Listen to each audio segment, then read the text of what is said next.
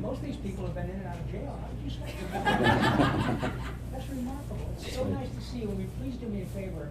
Would you leave some handsome for the rest of us, please? It's just not fair. I live in California where everybody's free. If I look like you, I'd be in great shape. Thank you for coming. Hi, you guys. Hey, dude. Good to see you, brother. Dude, isn't it? Dude. How are you? Good to see you, brother. Look what you've done. Right on. This is great. Oh, my goodness. So is this? Hi. Welcome. My name is Rob. And I would say, if this were a certain kind of meeting, I'd say, hello, my name's Yakko, and I'm an alcoholic. No. Sorry. This is the first Comic-Con or second? Yeah, we've had 2 Comicons. This is the first time we've been at Granite State. Yeah, well, with a commerce space. I'm so incredibly flattered and humbled to be here. But moreover, what I'm incredibly kind of chokes me up. What you have done is so astonishing, Adam. It is nothing short of that. Obviously, your incredible family are remarkably supportive in every way, but seeing what you have done with your time and energy and love is nothing short of just the best of us. So thank you so much for including me. All right, thanks. Good night, everybody. Pleasure. Yeah. The best part about being a human. Thank you. So I will shut up until you tell me to speak, which is difficult because it's, like I said, I can't shut up.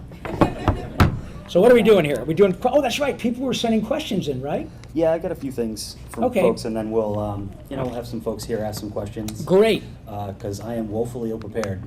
Oh, being my first panel and all. Listen, that's fine. If you just want to poke me with a stick, I won't shut up for 2 days. I got no problem. I think I'll be able to find you. I know. I'm sorry. I should have probably unplugged my top before I came in here. And as Raphael, I realize that I'm not exactly the right color, but c'est la vie. We're all the same color inside, I think, right? That's right. Anyway, yeah, please fire away. I'm happy to help. Okay, so first, if we'd just like to start off and talk a little bit about your book that's coming out. Thank you. I do have a book coming out October 8th called Voice Lessons. Get it? I was going to call it Crime and Punishment, which is probably not too dissimilar to what you'll experience today.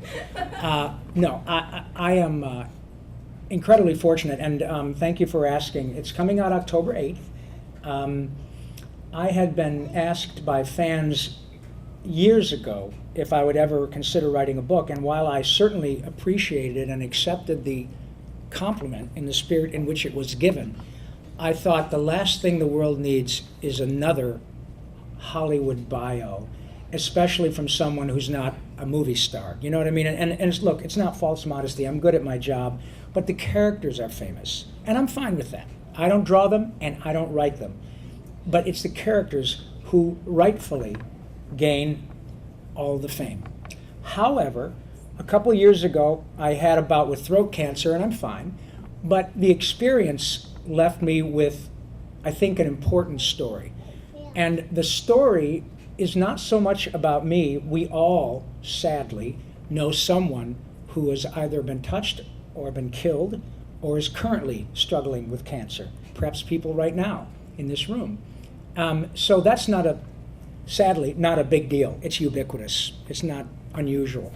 However, in the context of what I do for a living and my story, situations like this, people I've met throughout my life and my career who have been touched so deeply by these characters, turns out that helped me with my own time in the cancer cage. I had no idea, you guys. I've been doing this for 35 years. I truly had no idea the extent to which people, I knew they loved them because I kept working. I knew people, obviously they're watching the show. But having met folks like the Wilsons and other people around the world to whom Ninja Turtles, Animaniacs, Pinky and the Brain, Jimmy Neutron, The Tick, Mighty Max, The Mask, Biker, whatever, just the shows on which I've worked, have had a remarkable effect. It turns out that those experiences really helped me deal with something that was, if you're going to get cancer and you're a voice guy, you might as well, maybe better you get it on your ear you know. But what's that phrase? We make plans and God laughs. It's like, hey, hotshot, you think you're really cool? I know what I'll do. Why don't we try throat cancer? What? Okay, let's try that. So those experiences were profoundly helpful, and that is what the book is about. It is really more of a thank you to the children and parents who have with whom I've been in contact throughout my career, either by phone or whatever, and the examples they gave me of courage to help me with my own experience. So yeah, it's pretty fun. It's coming out this October 8th. It's available for pre-order now. It is a multi-purposeful book. It's about this thick, and if you don't like the book and you have a table that's a little wonky, you can put it under one of the feet or one of the legs, and it'll straighten out your table. My son Ash wrote the foreword, and he recorded it for the audiobook, which is pretty cool. So thank you for asking. I'm looking forward to it. Yeah, it was really great. I saw he had on social media about going in for the recording session. Yeah, it was pretty cool, as you can imagine. It's kind of like, well, I grew up playing hockey, and my hero was always Gordie Howe. I actually played in Hartford for a while. But when he got to play hockey with his kids, it's the same thing with me, except my kid doesn't have to worry about getting stitches. So I'm pretty thrilled about it. Right on. Okay. Yeah. There's half of my list gone. Good. So that's good.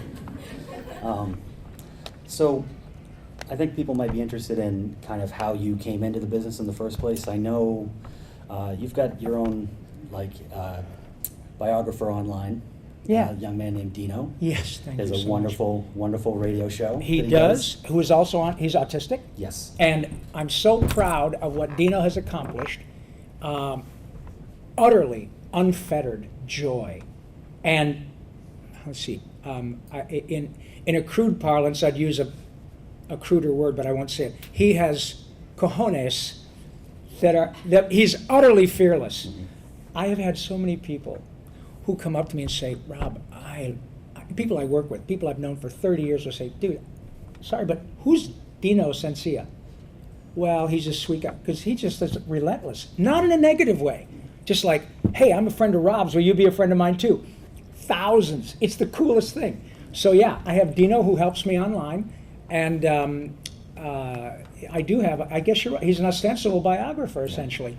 The way I came to be in this particular situation is that I went to Los Angeles in 1978. I'm the oldest person almost in this room, I think.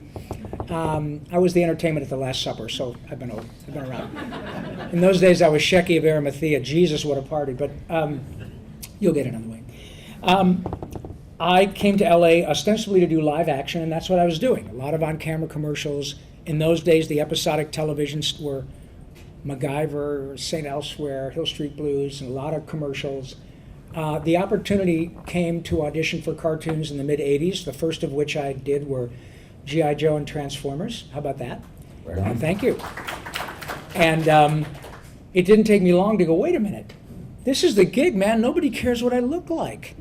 Because when you're first starting in LA, and unless you become a celebrity talent, it's pretty much always about, do you fit the suit? Are you tall enough? Are you short enough? Are you old enough? Are you young enough? Are you handsome enough? Are you odd-looking enough? All the things over which you have no control. So when you're only limited by your creativity, that is fantastic for an actor. And my wife, as my son was coming along and I was starting to get a lot of work with my voice, she said, how do I tell you this? I don't think you're difficult to look at, but you're getting a lot of work with your voice. So these diapers are going to get expensive, hotshot. And she was right.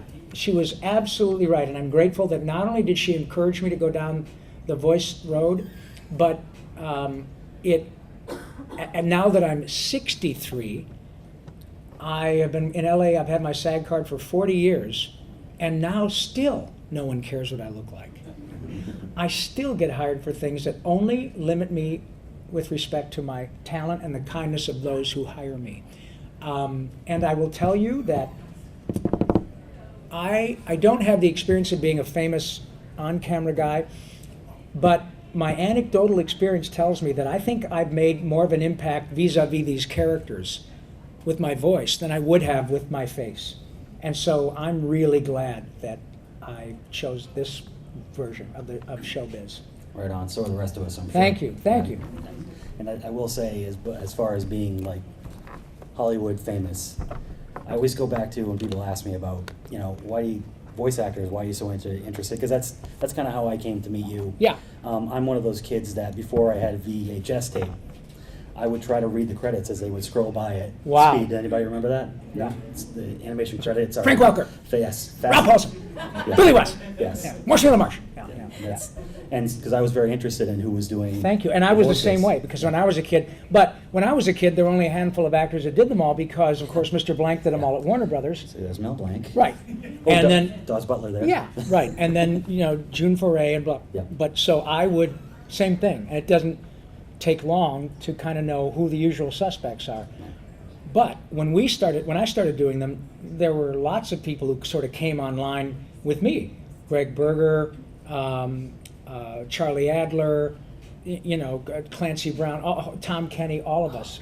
Frank Welker, not Welker, but Peter Cullen, So, but anyway, thank you. I'm glad you paid attention. And I've said it already a dozen times today. The kindness and utter joy with which people approach me is nothing short of astonishing. And I know it sounds silly, perhaps, that like folks are going, well, duh, but I never get used to it, and I don't want to. I will never take it for granted. I'm just not cut from that cloth. But I never want to not be amazed by it, if that makes sense. Hey, the $5 seats are now going for $250 if you'd like to. You want to come up? Come on up front. Hi. Nice to see you. Oh, good. Those are yours too? Boy, you hit the jackpot. Well done. Hello. Hello, nurse. It's a good Watch, thing. watch my superpower. Nerf. Isn't that something? That's amazing. I know. It's the coolest. So, that's how I got here. Right on. So I don't want you to take this the wrong way. No, please. But part of what I love about you is that for a lot of what's made your career is doing celebrity impersonations poorly. Well, yeah. No. And Adam knows me well enough because I don't take umbrage at that. Because often what I talk about with respect to people, and maybe there are some folks here who are actors, often people will say to me, oh my gosh, Mr. Paulsen, blah, blah, blah, but I'm not very good at impressions. Neither am I. I maybe do a couple passably, but I live in Hollywood, you guys. You can throw a dart and hit a world-class impressionist. Many of them are my dear friends. Billy West, Kevin Michael Richardson. Stand next to Mo. Maurice LaMarche, Jess Harnell, Frank Welker, Michael Winslow. These guys are from another planet. I can't do that. But it doesn't matter. What acting ultimately is about is being fearless. That is to say, not fearless like people who are really fearless and run into burning buildings, but in terms of the great thing about voice work is that you're utterly unfettered by your physicality. Whether I'm nice looking, odd looking, whatever, has no bearing on it. Producers want you to be able to just be creative. And so if somebody asks me, hey Rob, do you do an impression of blah, blah, blah? I say, well, I really don't. If you want the guy who can kill this, you call Jeff Bennett. Jeff will do it, and he'll do it like he's channeling that dead actor. I mean, like it's perfect. He's amazing. He's crazy. Yep. And he's also the nicest human that's ever drawn a breath. He would sit here all day and go, oh, well, I didn't know you liked it. And people are like, oh my God, Jeff, you're so talented. But what happens is that I say, okay, well, sometimes a producer will say, well, I don't care if it's a perfect impression, let me hear what you got. And it turns out that a half good impression is a new character. That's what he's looking for, not necessarily a spot on impression. If they are, then they won't hire me. And I have no problem saying, hire somebody else, because ultimately it's about the show being better. And the diplomatic side of an answer like that is that a producer, if you're a producer and say, Rob Paulsen said to me, he's not the guy, call Frank. And I called Frank, and Frank was the guy. You know what? Rob really helped me. I'll call him on the next one. That's how you build a career. It's not about today. It's about down the road. And I think that's true if you're a doctor or an attorney or if you replace mufflers. If you say to somebody, hey Rob, your muffler doesn't need to be replaced, but when it does, please come to see me, I will. So that's how that works. Yeah. Right on. Okay. So I think what everybody would like to hear about is how you first got on Teenage Mutant Ninja Turtles. Well, I had come out of rehab for the joke. I like to juice it up every now and then. Honestly, Adam, it was just like any other job. Townsend Coleman, who is Mikey and is here this weekend, he and I were doing a show called Fraggle Rock. We were doing the animated version of the show, which, thank you, which was good, but I don't think it was nearly as good as the original version, but nonetheless, I had a blast. And anytime you get to work, even tangentially, with Mr. Henson and his company, it's a real notch in your belt. If I could pause just for a second there. It's because of that show Yeah? that I used to call Logan Boober when he was little. Wow. And I didn't know, If you want me to hold your old man, you can take a swing at him now for doing that. I don't blame you. I didn't recall that you had played that part until many years later. I played Woober. Was it Frank Oz who did it in the probably? I don't know. Yeah. But yeah, it was a gas. And I also played a sprocket, and I played a talking trash heap named Marjorie the Trash Heap. It sounded like Maria Spanskaya. It was very crazy. But it was a remarkably great time. And then Stu Rosen, who just recently passed away, came in, and he was the director on that show, and said, "Hey, you guys, I'm casting this new show called Teenage Mutant Ninja Turtles." And I went to audition for it, and one thing led to another, and here we are 35 years later. And look at all of these beautiful, smiling people, and this, and the families who are here. Isn't that the most remarkable thing? The most incredible thing that we have big kids who dug turtles, and now they have their own sweet kids, and you guys share that experience with your children. That is an unquantifiable compliment to Kevin and Peter, and obviously to the rest of us. But I mean, it's crazy. I could make the argument that you could probably go places in the world who may not know who Angelina Jolie is, and you're much prettier than she, I see her back there, but who would probably know who the Turtles are. That's a big deal. So little did we know, and the truth is, no, we had no idea. And every time I see Kevin, I think I even said as much last night at the little shindig downstairs or upstairs, wherever. Kevin, did you ever have any idea? And here we are, 35 years, $6 billion in merchandise. I don't know, half a dozen versions of the franchise. Some people love it, some people hate it, but everybody knows it, and it's remarkable. So you're looking at a lottery winner. If that were the only show for which I had any notoriety, I'd have been a lottery winner. So I can't even tell you how much that show means to me for exactly what you've got going on here. That's why. And I mean, what does it mean to get? I think that show did 7 or 8 seasons. Like, coming 190 episodes or something like that. That's Yeah, and it was bass backwards. Usually what happens in a circumstance like that is that a network will buy a show, and then it will go into syndication after the fact. But the franchise was so powerful that it was originally a franchised, a syndicated show by Group W in Hollywood, and then CBS bought it after a couple of seasons and said, "Wow, this is crazy." And then it ran for 4 or 5 years on the network. It is, well, at the time it was unprecedented. And now we have a circumstance in which all 4 of us are here. We're all considerably older, but that has no bearing on the joy and the love for Raphael, Donatello, Michelangelo, Leonardo. It's not about, they are ageless. We are not, and that's exactly the way it's supposed to be. We will ultimately go to that giant sewer in the sky, but the characters will truly, they will live forever. And if there's some way to freeze my noggin, I want to come back in 100 years and say, oh my God, this is now Ninja Turtles 2120.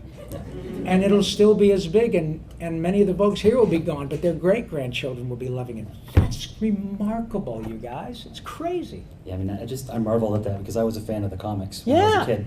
and I marveled at how long it ran. Oh, Because, Jesus. I mean, this is in a world before we had The Simpsons. Yeah. You know, it's just shows didn't last that long. And, It really does. And you would watch the same things on Saturday. There was only like 3 dozen episodes of the Bugs Bunny Roadrunner show, Yeah. and they would just play them over and over again. So just the longevity of it was astounding. Well, now I'm the director on Rise of the TMNT, the voice director, and I've had thank you. I've had thank you very much.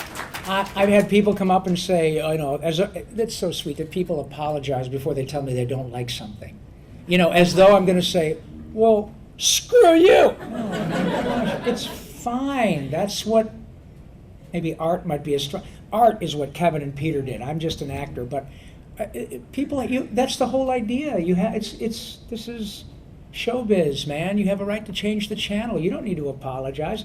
I'd maybe take umbrage if you hit me, but you have every right to say, I got to tell you, I'm not crazy about the new one. Great, but it made you react. That's something. However, the specialness of TMNT is that it can withstand every iteration that has come down the pike. In other words, even if you hate the latest version of the show, the franchise it's like dink, and it falls off it. There will be another one that you might like, or you might not. Or you might say, you know what, I'm all about the old school one, or I'm all about the 2003 version, or I'm all about the 2012 version, or I'm all about this version. But the franchise is bulletproof. That is remarkable. It's like Bugs, like The Simpsons, like Daffy. It's crazy, and I'm deeply proud of it. Right on. Yeah, man, right on indeed. So, as if it wasn't enough to win the lottery one time, then you happen to run into Steven Spielberg while you're just tripping around. With my car, which was a Hollywood. drag, yeah. Had he been wearing this shirt, he would have been okay. I'd have said, Steve, get the hell out of the way. Yeah, I had the good fortune of working with Mr. Spielberg a couple of times. I worked with him on a show called Amazing Stories as an on-camera actor. Then I did a bunch of voice work in a movie that at the time was called A Boy's Life, and it turned out to be a movie called E.T. the Extraterrestrial. Right. And then Tiny Toons, and then we did Animaniacs and Pinky and the Brain and Freakazoid and all of that. Yeah, I have had the wonderful good fortune to work with Mr. Spielberg on more than one occasion, and part of what makes I never want to say Steven because it sounds too familiar, like I bowl with him, But part of what makes Mr. Spielberg a remarkable human, I think, is what a lot of famous, beloved, philanthropic, kind, hero-like people possess, and that is that. What did you do? I pointed at you. Oh, thank you. You got it. Thanks for lowering your standards. You're welcome. And that is the following: Mr. Spielberg is we know who he is. He's the king of Hollywood. That we don't even have to go down that road. He's got all the money he'll ever need, so we don't know. And he's very philanthropic. He writes checks all the time. A lot of people do, but Mr. Spielberg is the kind of person who, when you're with him, he really makes it about you. He will take the time to say, what you've done is remarkable, or I really appreciate, or thank you so much for. I have that same effect on so many people. And so I learned very early about, from the feet of the masters, about how you move through your life if you're able to cultivate anything resembling celebrity. And not only was I lucky enough to work with him, and looks like we're going to be working together again, because Hulu decided to buy a bunch of Animaniacs and Pinky and the Brain for next year. So, thank you. That's amazing. Thank you. But the joy that show and Pinky and the Brain has elicited, or has elicited from probably tens of millions of fans around the world. A show that is more popular now, 20 years later, after the last episode was produced, is more popular now than it was 26 years ago yesterday when it premiered. That is a remarkable thing because, look, I'm a Ninja Turtle, 2 Ninja Turtles, and I'm a capitalist. I've been rich and I've been poor. Rich is better. But you can argue that, and it's not a bad thing, you can argue that Ninja Turtles sometimes can become half-hour commercials to sell action figures. I'm fine with that, because I bought a lot of them. But the cool thing about a show like Animaniacs or Pinky and the Brain is those are shows that are celebrated for their content. Those are shows that you find the occasional, action figure, thank you very much. I'll sign my pants later if you don't mind. I see you back there, Yakko, thank you. But relative to a show like Ninja Turtles, we're not talking about zillions of action figures, certainly not billions of dollars in merchandise. We're talking about shows that were art for art's sake. That's a huge thing. And so when the King of Hollywood, at 72 years old now, says, hey man, do you think we should do this again? He sees this. He sees when Randy and I go, United States, Canada, Mexico, Panama, all over the world, and they see that. Hey, Rob, Tress, and Jess and Maurice can still do it. The fan base is multi-generational. And there aren't fresh T-shirts and action figures, not like turtle stuff. People love that show. And that is, that's another lottery-winning aspect of my life. Thank you for bringing it up. Yeah, I mean it's great too because somebody like Tress, she doesn't need to work. No. Tress, if you hear this, we know that you're filthy rich. Yes, we love you. But you know what? She also is incredibly generous. Yeah. And Tress is. I've known Tress McNeil. She's like a sister, not only in as Dot, but in real life. I've known Tress since she was a cocktail waitress. I've known her for 39 years. She is now the single most prolific voice actress in the history of Hollywood. Period. End of stories. 600 episodes of The Simpsons alone.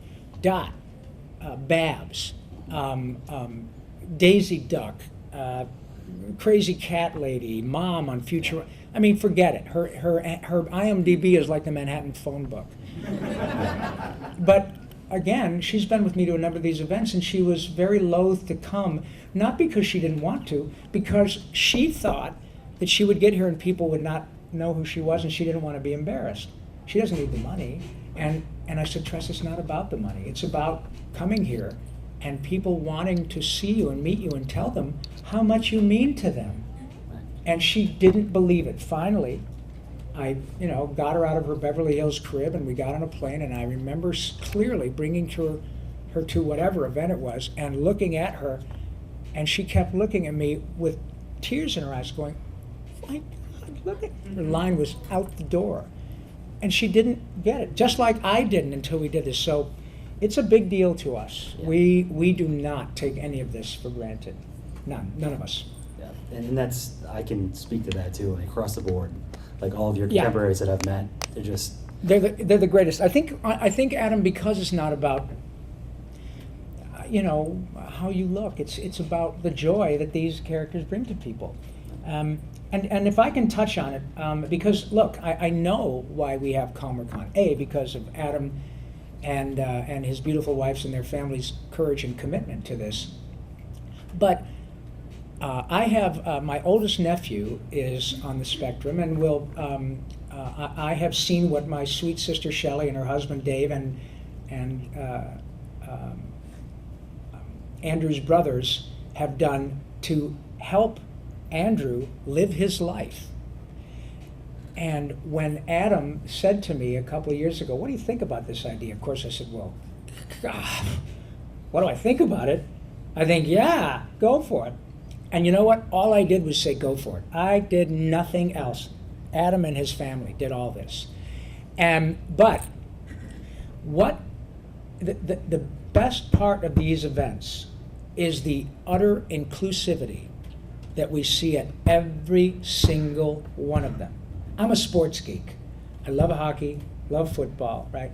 But every time you go to a hockey game, somebody has a couple of beers, you're a Bruins fan, and somebody's there with a Rangers jersey, and somebody yells, hey, you crazy Ranger, boom, and they're thrown out. I have been to, 75 Comicons, San Diego, New York, dozens of times, and those are hundreds of thousands of people. Often people walking around with pretty remarkably authentic weapons, right? Some in the room here probably. Yeah. I don't care how many people there are. I have never, ever heard a harsh word spoken. I have never seen anything close to resembling a fight. People will stand in line at San Diego Comic-Con in the sun with all their costumes on, or and wait in line for the Tom Cruise, Top Gun thing for hours, and say, "I got to go to the bathroom. I'll hold your place." Or people will say, folks who don't have a Comic-Con, their anxiety issues will start to creep up, and somebody will say, "You know what? You come with me. Have you got your medication? I have my medication. Let's go outside. Let's take a breath." That is the most profoundly beautiful thing. It's like Woodstock every weekend without the bad acid. It's remarkable, and I am so grateful to be part of it. And honestly, I love the whole fan aspect of it, but the opportunity to see places where children and their parents can come and have a moment that is utterly inclusive, in which they don't have to worry about their children in any aspect except just having fun. There's no making fun of, there's no looking at sideways, and I'm saying this because I know what I'm talking about. And if my own sister says to me, "Rob, these things are a big deal," and I say, "Oh my God, Shelley, you're right," and I cannot get enough of it, because it is exactly a microcosm of the way we'd like everyday life to be. And you guys who have parents, not only the children and the adults who are on the spectrum and ultimately deeply creative, but the parents, you guys are heroes, pardon me, every goddamn day. And I can never presume to know what that's like. But when I get to see the joy that these characters bring to people and their families, and people will say, "Hey, I flew here from Alaska so my little boy could meet Yakko." Are you kidding me? Are you kidding me? And I didn't know the extent to which somebody might say, "My son or my daughter was nonverbal until she was 11. And then one day she heard United States, Canada, Mexico, Panama, and she went, shh. And what is that? How do I quantify that compliment?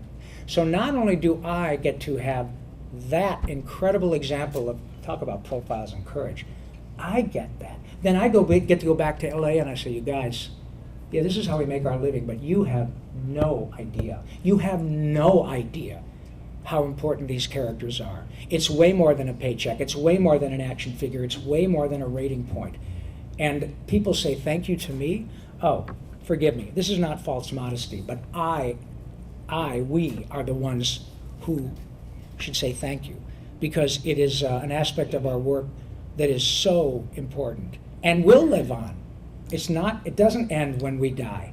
And that's really huge. So not only thank you for doing that, but I really appreciate you guys who have friends, relatives, children, grandchildren who are on the autism spectrum and have anxiety issues and challenges. I refuse to call them problems because we all have challenges. And I am really grateful that you give me the opportunity to come and address how much this means to us. I know that I ramble, but I don't want to get back to my room and go, "Oh shit, I should have said that." So yeah, it's an enormous part of the equation. Yeah. Just to remind everybody in the audience, we're PG-13 today, so. Oh, yeah, sorry. I meant to say, "Oh shoot." Oh sugar. Yeah. Yes. Oh sugar. So I just want to backtrack for a second. So you kind of skimmed over the part where you encouraged me to get this started in the first place, and I have to come back and not let you kind of minimize that. I reached out to Rob. I had my own cancer scare, and when I came through that, I was in recovery, and I came up with this idea for sensory-friendly. Well, this is what I wanted to do first, was to come to conventions and have rooms. Mm-hmm. And at that point, I'm just a I'm a parent, right? So nobody wanted to open the doors for me. That's a parent. Yeah. So, but that's yes. Look, see. Thank you. Thanks. Thanks. It's apparent that you are. Yeah, that's why I'm Yakko. At least, I can't help myself. It's like a disease. No, but it helps the tears not to form. Oh, look So at your that's face. good. You're the same color as my name. Am I to the shirt yet? Yeah. So I reached out to you online. Yeah. And I was like, I've never asked anybody to follow me or any of that stuff. And you're like, oh yeah, sure. And then I pitched you this idea, and you were like, just go for it, man. Oh, God. Just do it. Like nobody's doing Because it. of my own experience with Yeah. my sweet nephew. Yeah. And so the first time we met in person was at New York Comic-Con. Right. And you had a Ninja Turtles panel, and it's the weirdest thing. Nobody really knew about this thing. You put it on your feed. And Oh, I did? Yeah. Oh, cool. So you put it on like your Twitter feed, and literally they were letting 6 people into this thing because Yeah. New York is crazy. There's a million things going on at once. Oh, So man. they're at a table like this, murderer's row of voice actors, and like Kevin Michael Richardson and Greg Sipes and Andrea Romano. I was Lou Gehrig. Yes, you were. And Andrea Romano, who I'm very smitten with. Oh, that she's was the best. That was wonderful. I mean, guys, Batman the Animated. Yeah. She's the best. She has voice 9 director. Emmys for directing animation. She has so many Emmys she dresses them in Barbie clothes. I'm thrown off again. So I come around the corner. I get the last wristband for this thing. I walk up, Yeah. like, hey, we got one more wristband. I come around the corner. This man stands up. Everybody else is sitting down. He goes, everybody, look at this beautiful man over here. He loves his son, and he's doing great things in this world. And I'm just like, me? Is it me? He's talking to me? And so, and I got to, because of your, Rob, I'm sure most of you know here, started out as just a regular podcast, Talking Tunes, where he talks to his fellow voice actors and actresses. And through that, I had heard your podcast with most of those folks at the table, and particularly one that you had with Kevin Michael Richardson. Oh, yeah. I listened to over and over again when I was, in recovery, when I was laying Because you up in bed. couldn't stop laughing, right? Yes. Yeah. I was tearing. I literally had my stitches come out. My wife can verify that. Great. Totally pulled my stitches. Well, so laughter puts you in stitches, and his actually popped them out. That's right. It's pretty cool. That's right. Multi-purpose. Yeah. So it is the best medicine. Right. And so I got to tell him that, and he had said some very poignant things in that. You kind of really Yeah. do a good job of. I mean, these are all people that you know really well. Sure. So you're kind of able to get to the Well, and I depth think of that, it. thank you for saying they're very forthcoming because actors are by nature pretty sensitive people, Yeah. and that's necessary because you have to access your emotions, and I think people like to, we're all in this together, you guys. We really truly are, and we love to be able to share our own difficult experiences because it doesn't last forever, even when people deal with challenges every day, their whole lives, I know I'm preaching to the choir, but it really is a choice. You guys are in the position where you have to convince people, like, look, it's a choice to feel like you've gotten dealt a bad hand.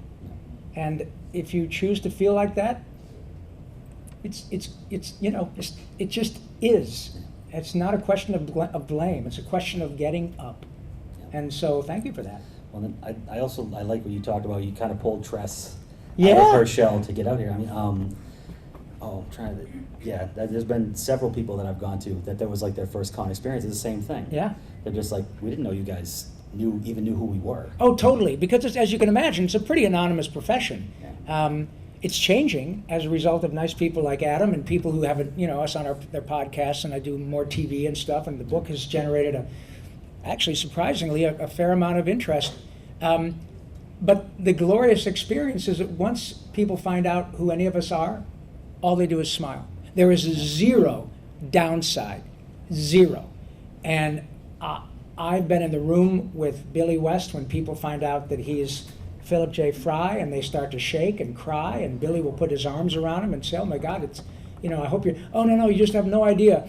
It's like we're talking, because my brother has liver cancer, and the only show that makes him laugh is,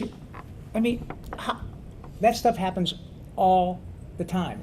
So I'm grateful when people find out. It's, We had that experience with Frank Welker. oh, geez. I mean, and Scooby-Doo just turned 50. 50! And- Frank has been Freddy since the beginning. Every single Scooby-Doo. And now he's the voice of Scooby-Doo since Don Messick died, 20 years ago? Right. Only 20 years of Only doing two characters on the show.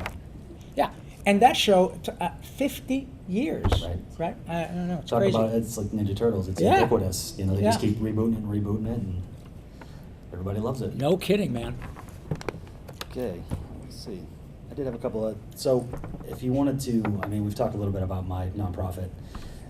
What other kinds? I mean, how does? And I know that you do a lot of charity work. Hmm. How do you find that? I mean, I know it makes you feel good, but is that something that you learned from somebody, some of your peers while you were in Hollywood, or is that something you kind of came to on your own? Well, it was certainly innate. I think it's, I don't know, I think everybody is charitable to some extent. I think people often get buried in everyday life. And wait a minute, you know, charitable events or being charitable has nothing to do with money. Look at you, look what you're doing. You're doing this, you're giving up your time. Charitable behavior can be as simple as helping somebody with their anxiety, helping somebody get to the bathroom, you know, helping somebody put the groceries in their car. My parents were excellent examples, but I love to make people happy. And I think a lot of people do. I was very fortunate that I had a relative success that drew attention to what I did, so that I could be in a position to do things on a little bigger scale than the average person. My charities are virtually always geared around children or the military, and that's just I love animals and everything else, but those are the ones that really pull at my heartstrings. The other charity that I'm very involved with is Operation Smile, which is a remarkable organization that helps children primarily in third world countries who are born with cleft palates, and their job is to allow children to smile. So my job is ostensibly to do that, and it's for about $300 in the hands of a skilled surgeon. It takes about $300 worth of stuff to fix a hole in a child's face. And, you know, as you can imagine, well, no, you know what I can't imagine? I can't imagine what it would be like to be in a position where, oh my God, I have enough money to birth my child, and they came out with this physical anomaly, and I can't afford to fix it, and that child is going to essentially be relegated to the trash heap of society. But as a result of Operation Smile and other to do the same, that's fixable. So that's another one I'm very involved with. But yeah, I think it was just a natural thing to me. As I said, I've also had really good teachers, not only my parents, who were very charitable in their own right and very kind and giving. My siblings are the same way, so I had great examples in that regard. But again, because of Ninja Turtles and this great work I've gotten to do, I've gotten to know people who were my boyhood idols. My hero was always Gordie Howe growing up in Michigan, and it still is. But Gordie Howe went from being my idol to my hero in 5 seconds because of the way, like Mr. Spielberg, he moved through his life. And I saw how he behaved when he would walk into a room and men, women, children would say, oh my God, that's Gordie Howe, and they'd fall over. You know, you ask Bobby Orr who his favorite hockey player is, he'll say Gordie Howe. So when the guy who is the hero of the heroes, and I've gotten to be personal friends with them, those people taught me what it was like to be able to be charitable at another level. And again, it's writing a check, but it's so much more than that. Yeah. I love that. You tell a little story about how, you know, you don't get tired doing that. You do a ton of events. Oh, about You're on a Gordie? plane all the time, yeah, about sitting there Thank signing you. the signatures, yeah. Yeah, and I'll tell you, are we any hockey fans here? You Bruins fans there? Sorry about, but now you're even. St. Louis 49 years ago, now you 49 years from now, you'll get the rubber game. Gordy, here's a great example of what I'm talking about, and I love thank you for letting me tell this story. I did get to know Mr. and Mrs. Howe very well. Their grandchildren were huge Ninja Turtles fans. So I grew up playing hockey, and I got to play hockey with Bobby Orr, Gordie Howe, Stan Mikita, Phil Esposito, all those guys. But I played hockey with the Red Wing Old Timers a number of times, and Gordy was, of course, part of that. Probably 30-odd years ago, Gordy and Colleen invited me to a softball charity game in Vancouver. Gordy and Mrs. Howe had their own very successful charitable organization that, for Mr. and Mrs. Hockey. And I was up there sitting next to, like where Adam is, sitting next to Mr. Hockey, signing, turtle stuff, and Gordy, of course, is like a god, and he was signing everything else. And after an hour, a young man came up who was about my age, it was probably early 30s, and he said, that's why I say Gordy went from being my idol to my hero, and there is, to be sure, a difference. The young man said, "Thank you for signing my puck, Mr. Howe. Your hand must be getting tired." So Gordy had been signing for an hour, but remember, at this time, Gordy was probably 65, so he literally signed 1 million autographs, probably. He's Gordie Howe. Gordy put his pen down, he looked at that young man, and he said, "Not at all, son, I've worked too hard for this privilege." Now, I will never forget that. And right in that moment, he went from my on-ice badass idol to my hero. Because it was not about hockey. It was about, he knew that at 65, he was still ultimately, or when it was all boiled down, I should say, a farm kid from Saskatoon, from just outside of Saskatoon, right? And that's who he was. And he had become the most famous hockey player on the planet, Mr. Hockey, an idol to Wayne Gretzky and Bobby Orr and everybody else, including Rob Paulsen. But to him, it was about the privilege of being in a position to sign an autograph for a young man, and that is precisely what it is. It is absolutely a privilege to be in this position. And so when I see how Gordy, Steven Spielberg, Tress MacNeille, Billy West, Brad Garrett, Cary Elwes, Sean Astin, all these people have become friends of mine, all of them, the way they move through their lives, they're my heroes. And shame on us if we don't behave in that way. It is a privilege. Nobody forces you to be an actor. If you run into an actor who's a pain in the butt, give them once. Maybe they've had a bad day. Or a guy that's got $100 million in the bank and maybe is a brand new wide receiver for the Patriots.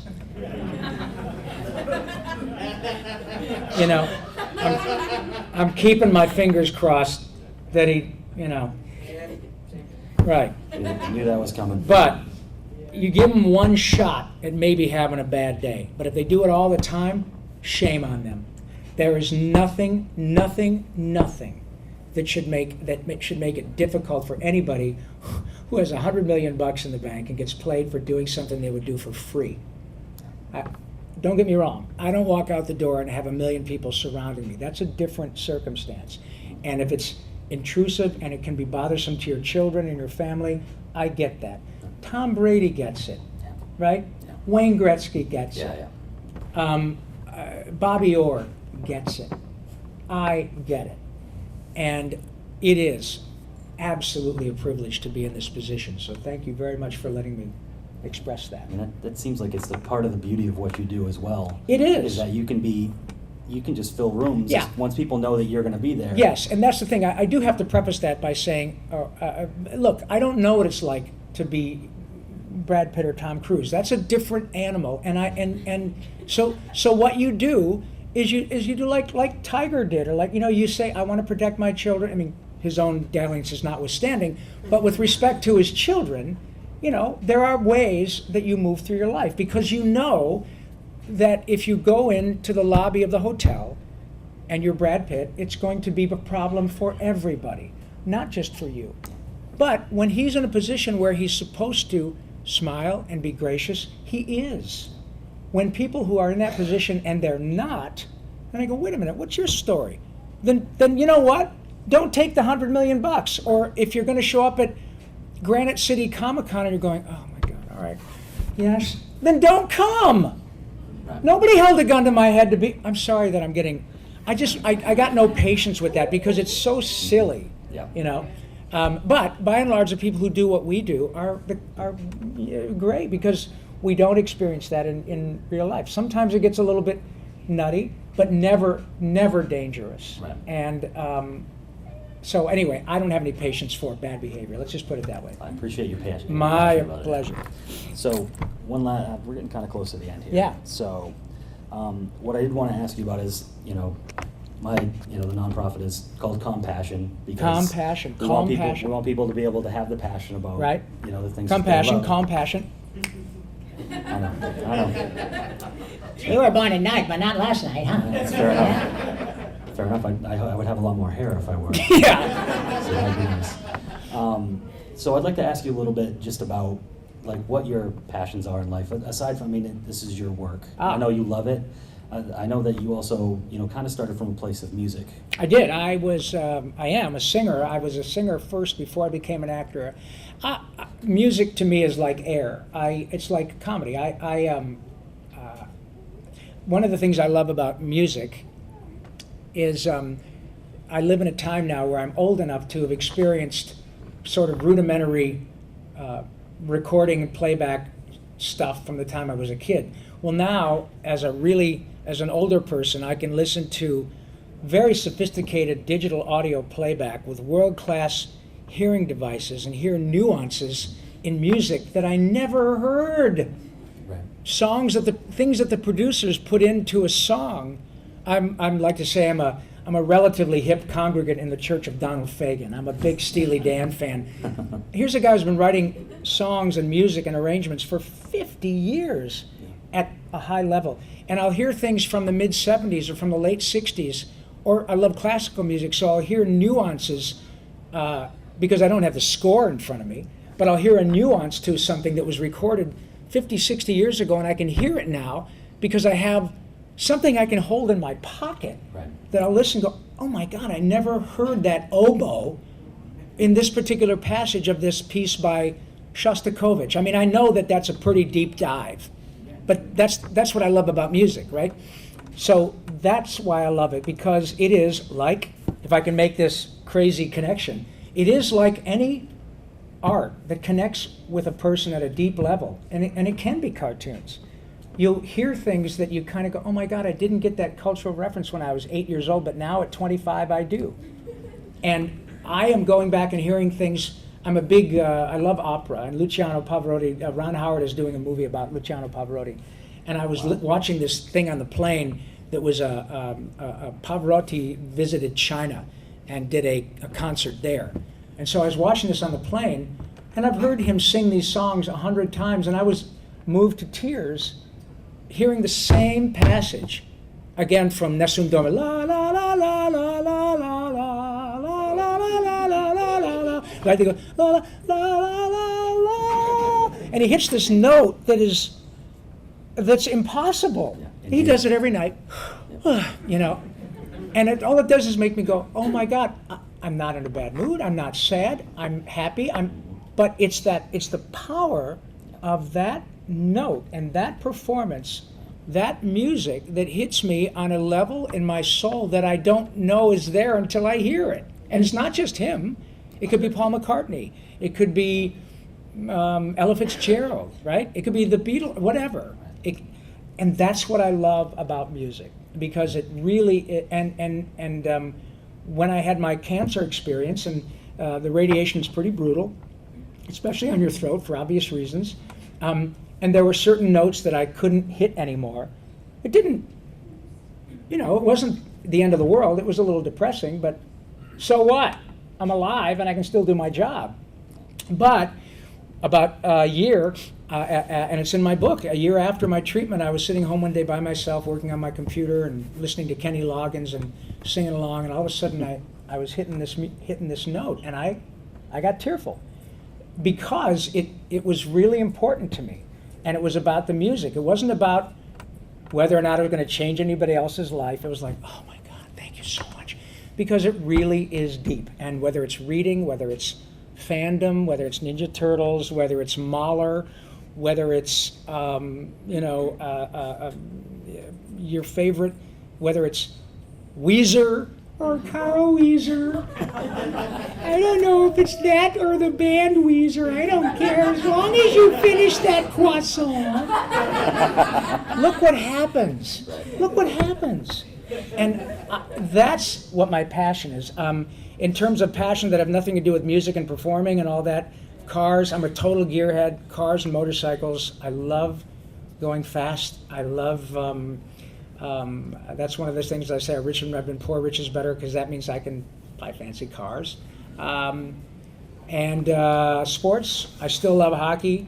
I think the deepest passion I have in my life is laughter. I just love to laugh, like Edwin says, I love to laugh, loud and long and clear. Why not, baby?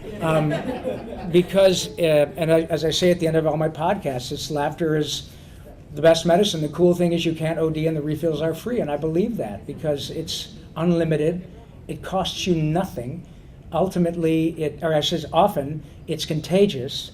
And you don't have to be a voice guy or a famous person. It's just there. And if you can choose to laugh, you'll find that it gets you through a lot of really difficult days. Maybe even cancer. How about that? Yeah, right on. Yeah. So that's my passion. And then I obviously love to chat, but I never want to miss an opportunity to do what we've been able to do today. And I really thank you and your beautiful family, but all of you guys for being kind enough to listen to an old turtle ramble. You by your very examples, I'm really excited about the book, I have to say, because I love doing this. I love speaking from the heart. I love speaking extemporaneously. I love, to the extent that my example can be entertaining and inspiring, I really can't wait to do it. And you guys are giving me an opportunity to do this. But what I love about it is that just by the examples of people who live daily with the challenges that you're dealing with, you are examples to all of us. And I now, as a result of my book and relative celebrity, have a bully pulpit from which I can tell these stories and my own firsthand experience. So I cannot wait to be a spokes turtle for all of us. So thank you very much for the opportunity, because we sure enough are in this together, kids, and I'm proud to be in it with you. Thank you.